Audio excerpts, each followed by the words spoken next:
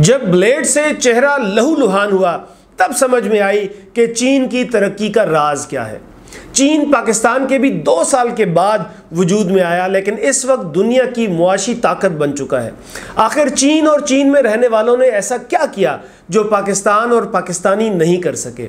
اس video میں ایک واقعے کی مدد سے اس سوال کا جواب دوں گا۔ آپ دیکھ رہے ہیں سیلف ہیلپ اردو اور میں ہوں عمیر محمود۔ اچھا، وہ واقعہ سنانے سے پہلے بالکل چند الفاظ میں اس جملے کی وضاحت کہ جو میں نے کہا چین کی پیدائش پاکستان کے 2 سال بعد ہوئی۔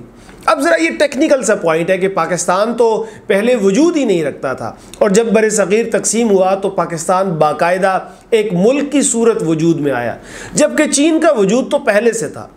اب مسئلہ یہ تھا کہ چین میں ایک طویل عرصے سے مسئلے مسائل چل رہے تھے۔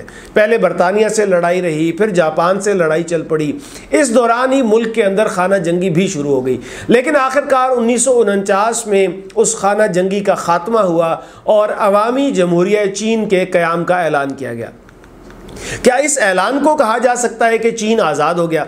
اس سوال کے جواب کے لیے میں نے رابطہ کیا تحریم عظیم صاحبہ سے، جو ایک بلاگر ہیں، انڈیپینڈنٹ اردو اور ڈان میں لکھتی ہیں اور اس وقت چین سے ہی پی ایچ ڈی کر رہی ہیں۔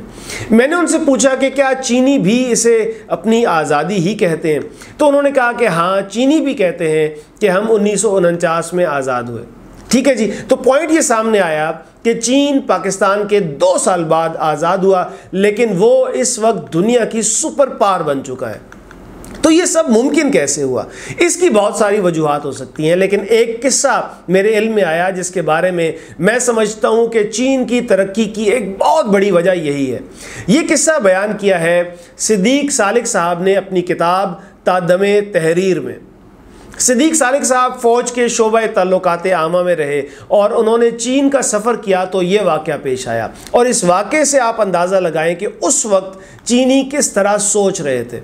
اب صدیق سالک صاحب نے یہ تو نہیں بتایا کہ وہ کون سے سن میں چین گئے تھے، لیکن اندازہ لگایا جا سکتا ہے کہ یہ 1973 سے لے کر 1981 کے درمیان کا کوئی عرصہ ہوگا، کیونکہ سن 71 سے لے کر 73 تک صدیق سالک صاحب سکوت ڈھاکہ کے بعد بھارت کی قید میں رہے، اور پھر 1981 میں یہ کتاب تادم تحریر شائع ہوئی۔ تو اندازہ لگایا جا سکتا ہے کہ صدیق سالک 1973 سے 1981 کے درمیان کسی وقت چین گئے ہوں گے، اور یہ واقعہ جان کر آپ کو اندازہ ہوگا کہ آج سے 40-50 سال پہلے چین کیسا تھا اور چینی باشندوں کی سوچ کیا تھی۔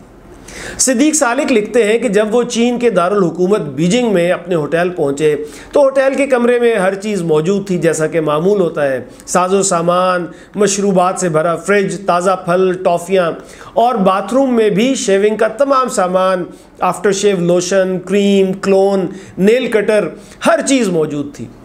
وہ اپنے ساتھ شیونگ کا سامان لے کر گئے تھے، لیکن انہوں نے فیصلہ کیا کہ چینیوں نے جو سامان دیا ہے وہ استعمال نہ کیا تو کہیں ان کا دل نہ ٹوٹ جائے۔ تو جب انہوں نے چینی بلیڈ سے شیو کی تو ان کا سارا چہرہ لہو لہان ہو گیا۔ بعد میں ان کے چینی میزبان نے ان سے پوچھا کہ سالک صاحب بتائیں کوئی تکلیف تو نہیں ہے؟ تو انہوں نے بتایا کہ بھائی یہ دیکھو تمہارے بلیڈ نے تو میرا چہرہ خون و خون کر دیا ہے۔ اس وقت چینی میزبان نے جو جواب دیا، میرے خیال میں وہ چین کی ترقی کی ایک بہت بڑی وجہ ہے۔ اس نے کہا کہ ہمیں معلوم ہے کہ ہمارا سامان زیادہ نفیس نہیں ہے، لیکن ہمیں فخر ہے کہ یہ سارے کا سارا چین میں بنا ہے۔